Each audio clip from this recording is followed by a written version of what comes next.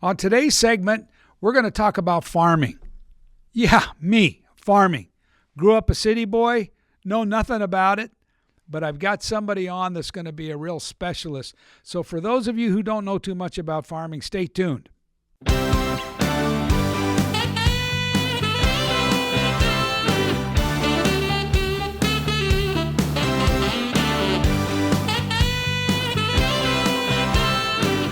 All right, today we're going to talk farming.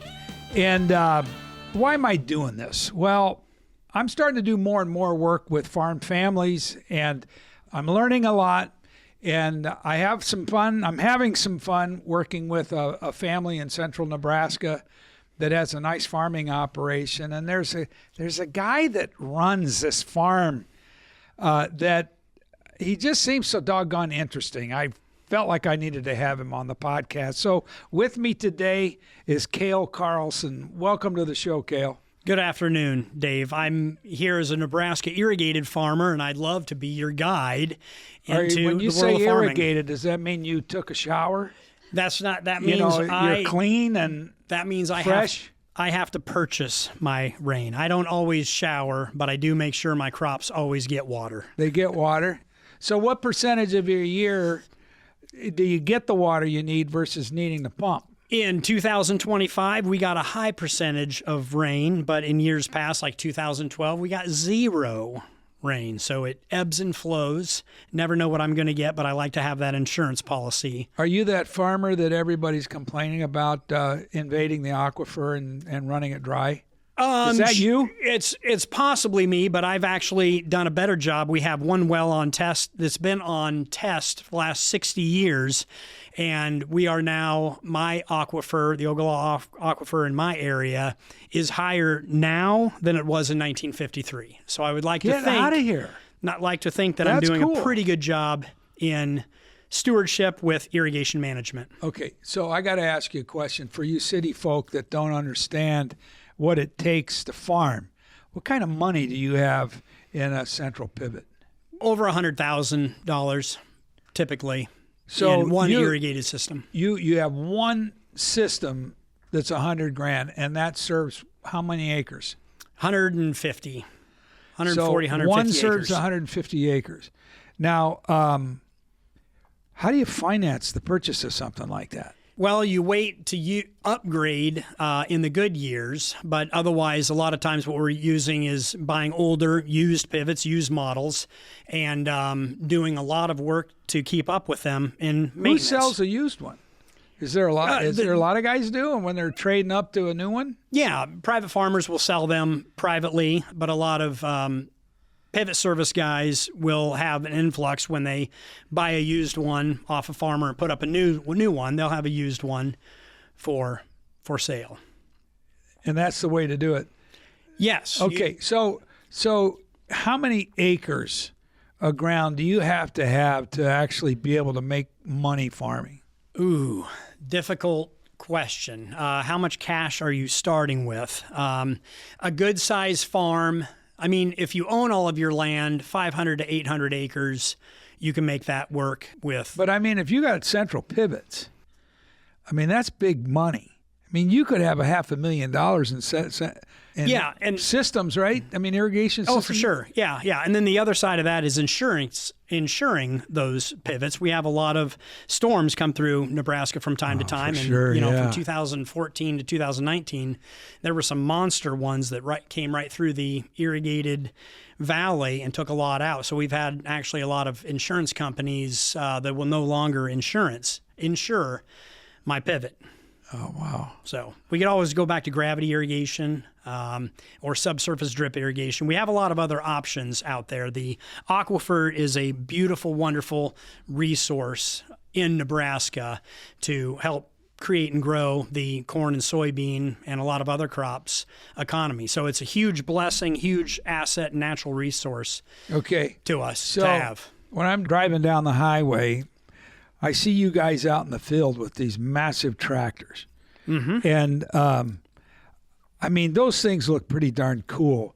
Tell me all that those things can do. I mean, do you use one tractor in the spring and another tractor in the summer and the fall? Do you have to have, can you get one tractor that does it all? You can. Yeah, and that's how we did it a lot of times in the past. But moving along with technology and growing the farm size, it helps to have multiple tractors kind of as backups, or having several machines running at the same time, covering all your fields. So in the farming practice, timing becomes really critical. We have a window of time to plant, so you want enough equipment to get over all of your acres, in between the weather events that are hard to predict. So timing of getting yourself planted in a good time frame, weed control, spraying all your crops in a good time frame, and then harvesting same time frame. So So let's say if you have one tractor, how many attachments do you need to have in your shed so you can do all the things you want to do throughout the year? 1, 2, 3, 4. Typically, but you don't always have to use the attachments. But you want a certain amount. What do you call that? Attachment's not the right word, I'm sure. Planters, hillers, root slicer, strip tiller, disc, harrow, manure spreader. You just said cultivator. You said 7 or 8 things there. Well, I have a number of them. So we've been bringing on certain technology to eliminate some operations, but with the circle of life, some operations kind of come back through where, like if we have a resistant weed, the chemical can no longer kill it, then I'll have to come out with iron to cultivate or hill that specific weed that we can no longer chemically control. So again, for the city boys, how much money do you have to have in equipment to do it right, based on what you just said? Right now, we're in the millions. We're in the millions of depreciating asset value. Yes. What's the lifespan of a good tractor? They can go quite a long time, 20 years. I try to get them paid off in 10 years and then run them for another 10 years after that, after they're paid off.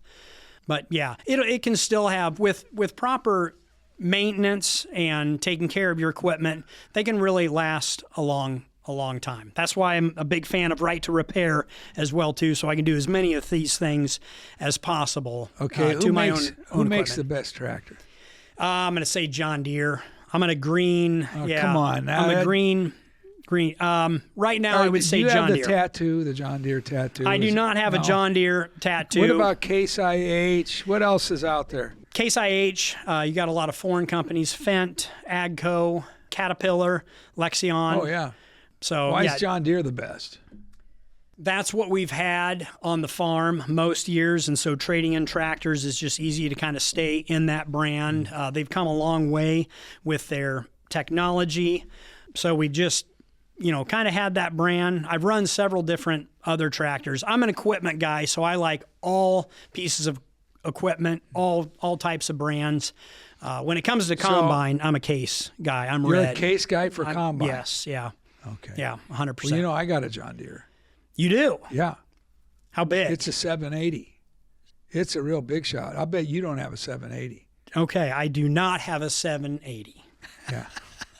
But it's good to see that you have it cuts my grass really good. Fantastic. Yeah. I also have livestock.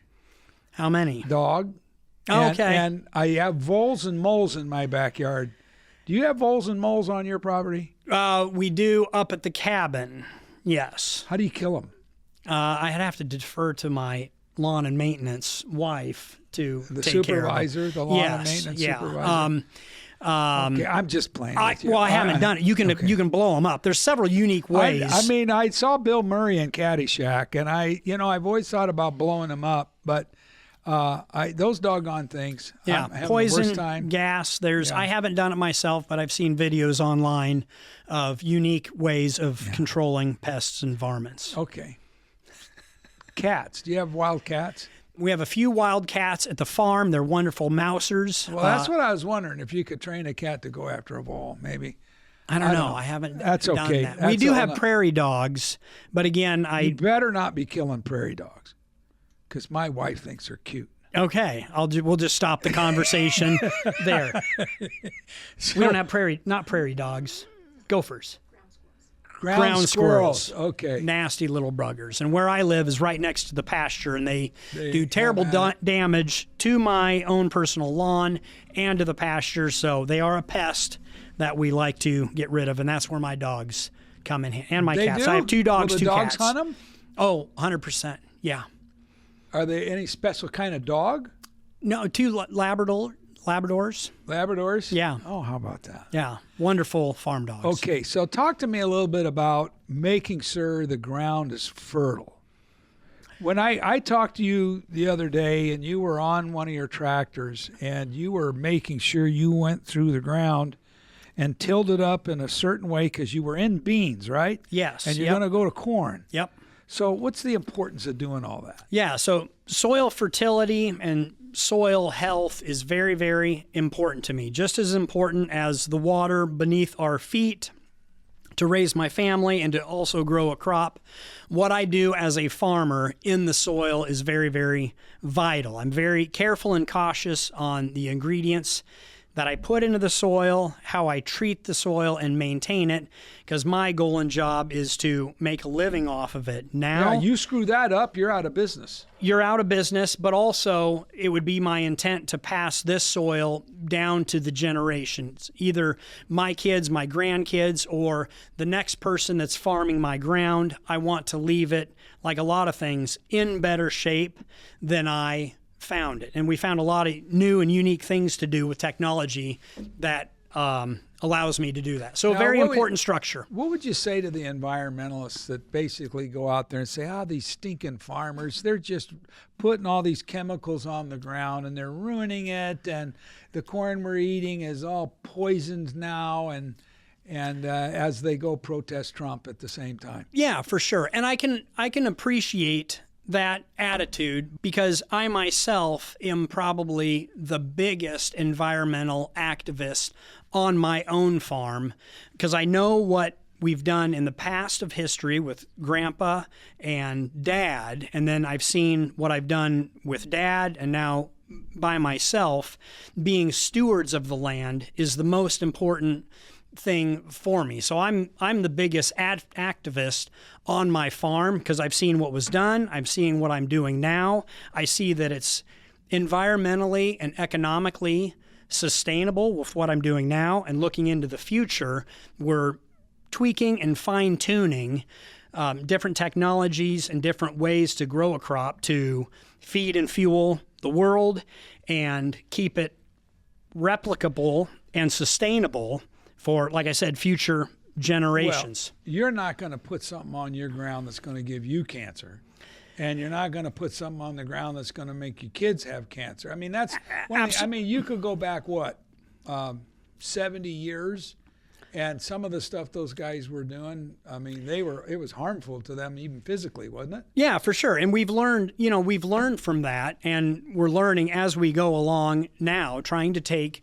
the science of what we know and use it to the best of our ability. Wearing protective clothing when I'm handling chemicals. And by the way, I'm, educated and licensed to handle these. We go through classes every year or every 3 years to handle nitrogen, chemicals. I know what I'm doing. And with the, my agronomist for over 40 years and my continuing education about what these chemicals are, what they do, how they're, EPA regulated to be applied, and following strict standards and guidelines for myself, for my farm. I don't want to get cancer. I don't want my peers are doing the same kids. thing, right? I mean, anybody with any brains is going to be very, very responsible. Yeah, most of the time I hope so. I've seen, kind of taken what I've learned and saw in the past and applying my own metrics to it to do, again, the best I can to keep good soil health, good soil structure, and then make it economically viable in controlling the weeds, maybe less tractor passes, less compaction. There's a lot of things that go into it. There's about 1,000 different decisions I need to make to produce an acre of corn or soybeans or seed or anything else. And it's a continuing learning process. We get new technologies and new chemicals that come along. And as an independent business owner, I get to choose what I use, when, where, and how, and keeping up to date on what is handed down from rules and regulations of how I navigate this. All right, so let's just talk about some of the business fundamentals. Sure. Let's say that you've made smart equipment purchases. You've made smart decisions on buying your inputs, whether it's, seed or chemicals or you name it. You've made smart decisions with labor. You've done all the things right. What can kick your butt and lose money? All of the things that you can't see. Weather is a big one. The hidden things out there that you didn't anticipate. You try to natural disasters of some type. Yes, yeah, wind and hail. But again, I've prepared with crop insurance to help mitigate. I'm trying to mitigate as many risks. Okay, let's say there isn't that. You did everything right. Yes. You had a bumper crop. Yep. An engine blows up in my sprayer and it costs $75,000 to fix, and it needs to be fixed today, this week. So I suppose the repair costs are heavily inflated, probably, if it has to be done right away. But talk to me about the commodity market and how that can really kick your butt. Yeah, sure. As the American farmer, we do never bet against the American farmer. We do a really, really good job and have for a lot of years of overproducing a very high quality, reputable product for food and fuel. And we are inevitably our own worst enemy of overproducing almost every year, given weather events or the environment. We do a really good job. Isn't Trump trying to open up more markets for shipping and trade across the world? Yeah, sure. I believe so. And we love to see that. What we would really like to see now, what has been a big push in the last few years, is biodiesel and ethanol.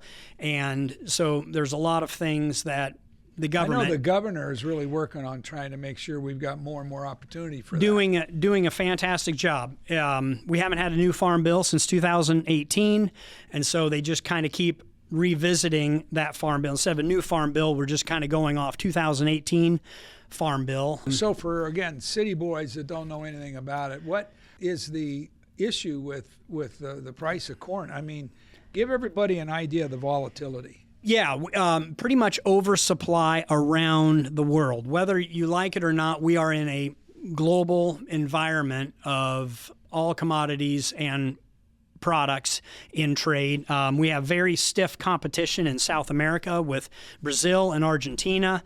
They can raise... Are they building the big operations like we have here with all the modern equipment and everything? And absolutely. Yeah, fantastic operations. They have 3 times the land mass to expand than we have in America. Our acres are shrinking year after year, urban sprawl and different things.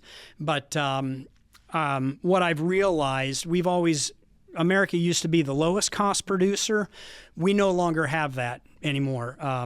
Brazil and Argentina are probably the new lowest cost producer. They have seemingly unlimited acres and resources to really, really expand. As their economies are generating, they just continue to expand every year. So when we do get the high price spikes in like 21 and 22, it only encourages our South American friends to expand even more. That just puts more commodities on the market for the world, like India, China, Russia, Indonesia. It gives our old buyers another competition, another place to buy, an alternative. And usually an alternative, usually cheaper. And I can't compete against that. A lot of things, a lot of my rules and regulations, like my tractors and combines and trucks and pickups will be equipped with emission control standards that we have here in America. Fine, but the same combines built in America and tractors, half those combines don't have this emission controls. They save about $40,000 per machine. Those get shipped across the world. They can use that equipment. And so that puts me at a competitive disadvantage of when my neighbor competitor in South America gets to use all of this equipment. They have a lot cheaper labor and a lot more relaxed rules and regulations to compete against me. It still doesn't affect the price of grain and soybeans. So it's back to, like you said, if you have an oversupply, the price is going down. Yeah, we need the market and hopefully the free market to naturally take care of the price to make it cheap enough to spur enough demand. Okay, so back to Governor Pillen in Nebraska. He's working super hard to create more opportunities for it to stay in Nebraska and get converted to alternative fuels.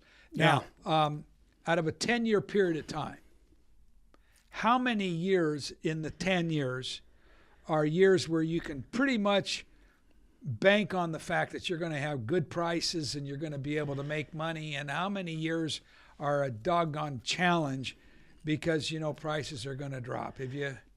I would say 2 out of 10 years are big time dingers. We're looking at expanding the operation, expanding our equipment, updating equipment. Probably 2 out of 10 years, seemingly. I've been through this cycle a number of times now. 6 out of 10 years, you're just kind of floating. You're just kind of surviving, sustaining. So live that takes to you to 8. Live to die another year. Live again to next year, and then 2 of those years is just impossible. You're scratching your head. What am I doing out here? Why am I doing all of this work, hours, and risk? We're going to lose it all. And then just when you hit the end of your bottom of your rope, we get another run up because of a world weather event or a big demand event that does that, supply demand control in the market. It's just a normal commodity. Number 2 yellow corn or number 1 yellow soybeans that we sell on the market. I guess I'm going to talk about the marketplace from a standpoint of why do you do it? Why do you stay in it? If you've got 2 years of prosperity in the mix, 6 years of just getting along, and 2 years where you get your butts kicked, why does a guy do it? Yeah, for me, I love it. It's ingrained in me. I appreciate and I accept the challenge. The other side of it is we make decisions in the good or bad years that are long-term effects. Like when you build your house or you buy a house, you're essentially here, you're putting your flag your stake in the ground saying, I'm here, I'm going to do this. And it's a 10 or 20 year ramification on your equipment or on your land, or, maybe 30 years on your house. And so you set that ball starts rolling, and somehow in the good and bad years, you got to figure out how to pay for that all, make that facilitate. And I've done it in the past. I have a pretty good track record, and I really do enjoy the challenge because whether you're in farming or any other business, there are absolute challenges that come along. I might be a little bit mad or sadistic. Crazy mad? Crazy. Yeah. Because you look at the numbers, sometimes you look at the budgets and you're like, I would be a lot better off selling it all and moving to an island. But I'm just not that guy. I'll be sitting on the tractor till I retire. Okay, let's talk about that for a minute, because there's something about being on the land and being in God's country and being a part of nature and knowing that you're doing something that's having an impact, whether it's livestock that turns into steaks that we have on our grills, or pork, or you name it. I mean, there's a richer value in what you're doing than just being in business, don't you think? Yeah, I appreciate the legacy and heritage for me and my farm family. I'm generation 4 of farmers in the Carlson family, so I see the sacrifice and the risk that How many Swedes farm? That's a good question. I'm not sure how many. An awful lot of them. You think? Yeah. They Swedes, came over from German. the old country, the Carlsons. Are there any Nelsons out there? Those are the Norwegians, aren't they? Yeah, there's Nelson Swedes, Danes. There's a lot of European ancestries, and a lot of them were farmers in the old country, and that's what they knew. That's what they came over with nothing. So what do you do? Did the Carlsons, when did they come over and start farming? 1910. Oh, is that right? Great-grandpa bought the first farm, or bought his 2 horses, and bought his first farm in 1910. So we have over 100-year history. Isn't that so? It's a pretty big legacy. So I don't, Dad would like to see, and I would like to see, the Carlson generation passed down. That's really neat. It's a unique history. And I'll go back to, I saw their hard work and their sacrifice, so I want to continue doing that. To take what it's kind of an honoring. It is to take what they built, going. Put in my hard work, expertise, and wisdom, and continue to build on that legacy for my children. I don't want to put the pressure on my kids to take over the farm. If they don't want anything to do with it, fine. If they do it for a couple years and want out, that's fine. I don't want them to have the pressure of the legacy, but I want to build something that they can see that worked, that Dad dealt with challenges, and then from that, whatever it is, they can build their family and their legacy off of. It might be an offshoot of farming. It might be something totally different, but that gives them a building block, a base, and a foundation. And there's a lot of great things that you can learn from farming. Okay, so one of the big challenges there, though, is how many family members can a farm support?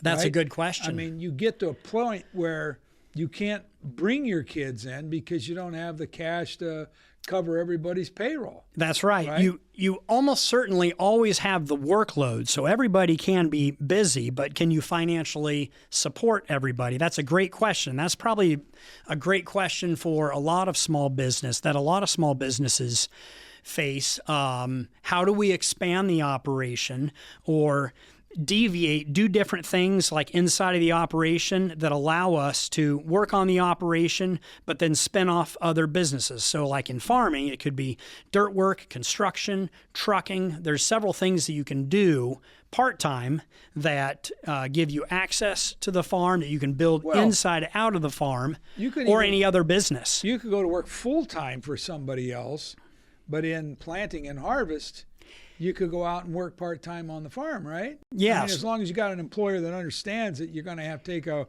week or two off to go out and do some stuff. There are a lot of farm families that their wife works off the farm, and that maybe helps bring in health insurance for the operation.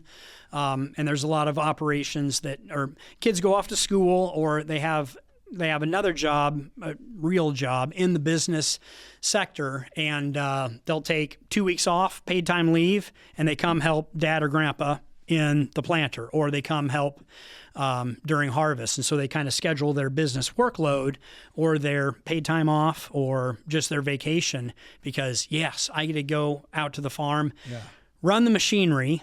It's a beautiful and amazing life. It's a unique experience because it can be a lot of fun and a lot of joy, but I got to remind myself we have to turn a profit, and this is a business. Is this my hobby, or is this a business and a job? Now, I certainly love doing it. I don't mind sitting on a tractor for 24 or more hours, and that's one thing you can teach and train your kids a lot of times. If you put in the hard work, it can and will pay off. Yeah. There's a lot of businesses out there that are looking to hire farm kids because they know how to work. They know how to work. They know how to work without complaining a whole lot. Now, I know one of the challenges for the families in farming is a lot of times you'll have, the parents will leave the farm to 3 kids, and one of them is farming and the other 2 aren't. And the land values are so high that the non-farming kids, say, look, I'd rather just sell the money and away we go. Yeah, and that happens a lot of times. That's something I'd like to touch on. It's very important in family farms especially, open communication, good dialogue. It's important for the parents or the owners to have good good communication with their kids, on-farm kids and off-farm kids. Start working on a will, start working on an estate plan, because as these land values have grown and machinery values and building values, all of a sudden, a couple $100,000 asset have in 20, 30 years have turned into a couple $1 million asset, which is necessary to continue farming year after year. And a lot of times the off-farm siblings don't see that or don't know that. Mom and dad die. All of a sudden they get a split, they get an inheritance, and the one son is trying to hold it all together. I need $1 million to run the whole operation, and the kids are like, well, there's one piece of ground that I can either have $2 million in my pocket today, or rent it out to my brother for a 1 or a 0.5% return or 1% return. Well, I'm just going to take the money now, and then that messes with the dynamic. If somebody's looking at it from an investment standpoint, their perspective is completely different than somebody that has a lifestyle and a family that they've built around that kind of a business. And in the next show that I do, I'm going to get into the weeds of all the things that farm families need to think about from a succession and estate planning standpoint. But in case you don't catch that, I just want to say to mom and dad, look, you got to make sure that you work this out before you're gone, because when you're gone, everything changes. Kids please. Kids behave while mom and dad are alive, but once they're gone, lots of problems. And sometimes it's not the children of the farmer, it's the people they marry that can end up having a lot of influence on, you ought to just go, well, I made mom and dad a commitment that we're going to leave it. Yeah, but it's worth it. We got, you can get some real gnawing problems going on in that scenario too. So mom and dad got to get it figured out. And one of the best ways to take care of that is to make sure you build the right kind of trusts, so it doesn't go into the hands of the beneficiaries. It's in trust. The other thing too, some of the simple things you can do is look at the family estate, and the parents can say, look, the farm's going to the person that operates, all the other assets are going to the other kids, and if I'm short in the mix there, you can get some life insurance to make sure that it balances everything out so everybody's happy and you don't have problems. But that stuff you can work out ahead of time. And I'm going to get into the weeds on that when we do our next show. That's what Dad did with Grandpa, and it worked out. It really helped out very, very well. But I would encourage everybody to have the hard conversations now out in the open, just so everybody can get a groundwork and a footprint. That's what Mom and Dad did with us for the brothers. We've known their last will and testament for a long time. We can think about it, talk about it out in the open. It's not a very good thing when you say, well, when we're dead, you guys you get along really well now. We see you get along. You guys just figure it out when we're gone. And that's not I've seen too many businesses and families I get destroyed. A lot of calls, folks, for the succession estate planning I do from farm families, and I could almost repeat the same thing over and over again with each family. Now, I want you to talk about two things. The emotional challenges that you have to deal with when you're farming, and then what do you do to keep your heart and your spirit going in the right direction? Yeah, okay. So for me, you need a building block, a base to build off of. Okay, so well, you're out there farming all by yourself. Yep. You're having to go to bed at night knowing you got massive debt, and you're hoping that the crop in the fall is going to cover it all. There's a lot of stress that goes along with it. If you don't handle that right, you can have some serious psychological problems. Absolutely, which could lead to a lot of other things that are negative consequences that sometimes we go to and reach for that are not healthy for you physically or spiritually. Alcohol, drugs, you name it. All of the things. What I would say for me is try to build an operation that can carry itself from year to year, first and foremost. I might not have that. So my backup is the support of my family. I have a wonderful wife of over 25 years. She's my rock. How did you land her, by the way? What did Omaha. What did she see in you? is what I'm trying to figure That's out. maybe, I don't know. We need to ask her. My energy, charisma, I don't know, wild. I was somebody to rope and tame probably at one point in my life. I Okay. carry a lot of that, but landed a wonderful, wonderful Nebraska girl, big city, Supportive wife. super supportive wife. Okay, so that's one thing. What Yeah. else? With that, I got my 5 children. So my family basic building unit block, and we all get along very, very well. So One if thing I know that you've learned how to do is that you have the intensity of work, but you've figured out a way to have fun with your kids. yeah, that's very important. This life can be hard and miserable. I want to smile and try to enjoy it along the way. Enjoy it at the mountaintops and try to enjoy it in the valleys as well too. So my family is my rock, my building base. But, you know, take the farm away, well, at least I have my family. Take all of my family away, I have my You got faith. nothing. Yeah. And when it comes down to laying at bed at night, waking up early in the morning or late, not being able to sleep, not being able to eat because of my business, I've got God as my rock and my anchor. And Now, that's what's that mean? A lot of people say they have God. What are you talking about? yeah. For me specifically, it's my salvation with Jesus Christ. I've known Jesus for most of my life, and that is something. Now, it's two things. It's one thing to know Him. Yeah, And it's another thing to know of Him, yeah. right?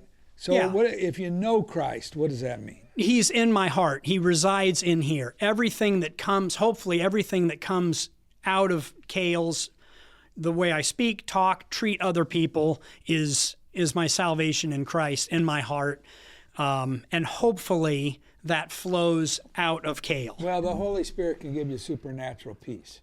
Right? Absolutely. I mean, at the bottom line, when the devil's trying to take you out and he's trying to get you to go down the wrong path, the Holy Spirit can give you a sense of peace and love. And I mean, that's what's carried me in the down times for sure. And doing life without the Lord is no way to do life, in my opinion. I don't know how other people do it. Take the farm, take my family, even take my life away. I have that anchor of Jesus Christ in my life. And so from that, we build back out. Well, I have the family. How can I be a good, loving father, a good husband? And then inside of that, how can I run my business? The other value of all that is you can get into Bible studies with other people. You can have couples groups. Yeah. You can plug into a church that isn't just show up on Sunday and sing a happy song and go home. You know, you can plug in with groups that help you examine your mind, examine your heart, see where you know, maybe you're off the mark. You have brothers that can call you out and say, look, you need to shape up and here's why, and that sort of thing. That's the way to do life. It's wonderful how God designed the family and then our work to work together in that element. So me with my parents, me with my brothers, some of it's business related, but also it's, I believe we were put on this earth for relationships. I was placed in central Nebraska for relationships, and that's very important to me. For my neighbors, for the church, it's certainly, our home groups and life groups and, with your relationship with your pastor, it helps you spiritually. It helps me, Cale. Yeah. But then also when I can, take some of my gifts and use them for the Lord and help other people out, mentor, give guidance to, I find that so much more fulfilling and rewarding, to use my known gifts given from God to connect and touch other people in life. And that's what I find in relationships. You can do that in your own immediate family, and then you can branch out and help other people as well. So this last question I have for you. Yes. I hate to ask this question, but have you ever watched Landman? I've seen clips. I have not binged the whole series, but I've seen clips. I can't recommend it because there's an F-bomb in just about every sentence. It looks like a really good show. And they've, there's people undressing all the time. I mean, it's just, anyway. But it's all about the oil industry and how people are running the business of oil. So has Hollywood or the movie group, they come to you at all and asked you to do a series on Netflix or anything like that? Kind of in a roundabout way. What? My daughter, who was farming with me for a couple years, exploded on social media. Why? And so How? just kids these days, you put a bunch of stuff on the internet, and for whatever reason, it takes off and finds an audience. And she's decided to. So she's got a podcast that she does on a regular basis? Right now, she has several businesses. She's right now not doing a podcast, but she's on several social media sites that have really taken off, and she's really. What's it called? Laura Farms. She's on YouTube, Facebook, Instagram, TikTok are probably her big ones. She has a website. She's selling beef now. So she pretty much just documents her, the way it originated started is kind of her farming life journey. And since then, she's no longer farming with me. She got married to another farmer. Talking with Jennifer, it's kind of the circle of life. How old is she? 24, 25 years old right now. Young, and heavily engaged. Engaged. She's got 4 businesses, and she's got a social media empire. Yes, which takes a lot of time now. So she's just essentially just documenting her irrigated farm in Nebraska life with her husband, and you. Your wife is saying, "Oh yeah, no, you've got one too." I've been on social media for a very long. You should have put her on camera instead of you. Yeah, I know. She's much better, do a shift much better looking. Yeah, I found back in 2011, 2012, I found kind of a peer group on what was Twitter back then, and really was able to get a lot of information, what a lot of other farmers were doing in Nebraska, outside of Nebraska, and then a lot of people in Australia, Argentina, just worldwide. And it really opened up my eyes to farming in different ways, tracking the market. I found with social media, you could get your newsfeed information instantaneously. Wow. And that really helped me make fast, quick decisions. So how would somebody find you on social media? Lead Farms is my business, LEAAD. It's the acronym for my five children. But is that a YouTube channel? Yeah, I started a YouTube channel in 2020, when we were sitting around all bored figuring out what the world was going to look like after that. And I decided... Were you wearing masks in your combine? I did wear, in that first 2-week period... You better not have been. Yeah, as a person who's usually not afraid of risk, I saw and thought that, for about a 2-week period there, I thought... half the world population was going to die. And so, but I decided to get up every day, every morning, get into my tractor and do field work. I'm going to get the crop planted, knowing that half the world population wouldn't be there to purchase my crop. Tremendous risk. Wow. But I did wear a mask in that first week period in my tractor cab alone, had the mask, took a picture, and just let the world know I'm safe, protected, with the mask. Let the world know that I'm, when everybody was at home, nobody's at school. Cale's out here in my tractor. You're following the rules. I'm following the rules, but I am also going to take high leverage risk. I'm going to plant a crop in case the world doesn't come undone, fall apart. I'm going to continue out here working. There you go. Come heaven or high water. Okay. So, man, that was a lot of years ago. But we found out a lot of information since then, and then I just pick and choose what information to run and follow. I like to think of myself as a rugged individual as well too. So I like to bend rules from time to time. You know what I did to get things done. The way I protected me from COVID, I went down to the horse barn and had them shoot me full of ivermectin. Did you really? Yeah. Did you really? Good for you. There was only a few side effects. Okay. I used to do that. And then I don't want to talk about the gas I had either. But anyway, I sure appreciate you being on the show. Yeah, I can't believe it's all over already. But yeah. Wonderful podcast. Right. Thanks for having me on, Dave. Yeah, thanks a lot. I don't know if that gave you some insight on kind of what farming's all about. But on my next segment, I'm going to get into the weeds of the things that we do to try to help family-run farming operations, make sure they set their succession and estate plans upright so that there's peace and love in the family when it's time to have everything transition to the next generation. So be on the lookout for that, and thanks so much, and we'll see you soon.